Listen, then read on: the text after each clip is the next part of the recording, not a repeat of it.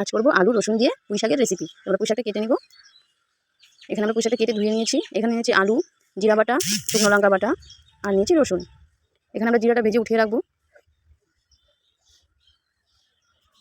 জিরাটা আমাদের ভাজা হয়ে গেছে, এখন নামিয়ে নেব। ফোড়নে দিয়ে দেবো জিরা আর রাঁধুনি। রাঁধুনি আর জিরাটা ভালো করে ভেজে নিব। এখন কেটে রাখা আলুটাকে দিয়ে দিব। আলুটাকে আগে হালকা ভেজে নিব, তারপর আমরা রসুনটা ছেড়ে দেবো। আলুটা আমাদের হালকা ভাজা হয়ে গেছে, এখন রসুনটা দিয়ে দিব।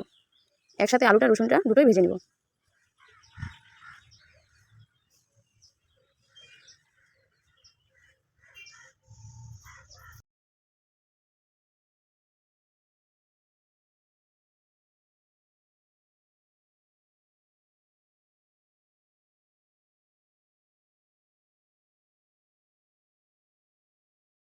আমাদের আলু আর রসুনটা ভালো করে ভাজা হয়ে গেছে।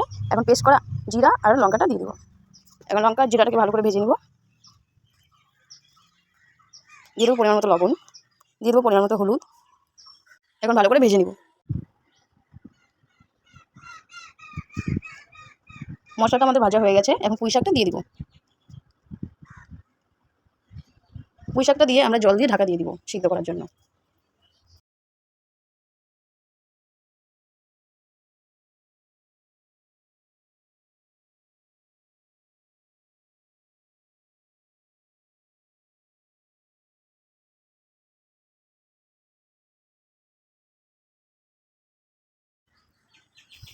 আমাদের পুঁই শাক আলু ভালো সিদ্ধ হয়ে গেছে, এখন একটু ভালো করে ভেজে নিব।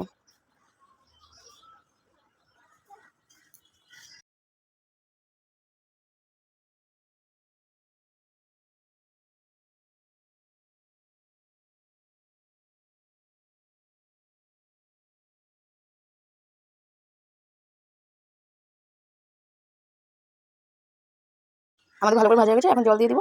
জলটা দিয়ে ভালো করে ফুটিয়ে নিব।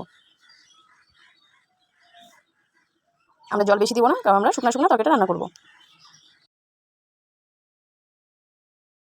ঝোলটা আমাদের ভালো করে ফুটে গেছে, এখন জিরা বাটাটা দিয়ে দিব। জিরা বাটাটা দিয়ে আমরা ভালো করে আরেকটু ফুটিয়ে নিব।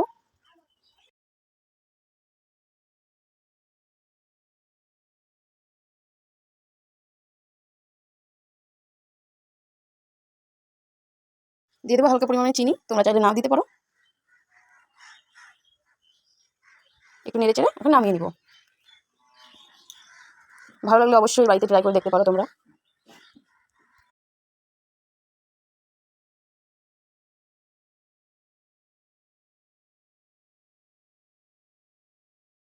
আমাদের তরকারি রেডি, আমরা এখন নামিয়ে নিব।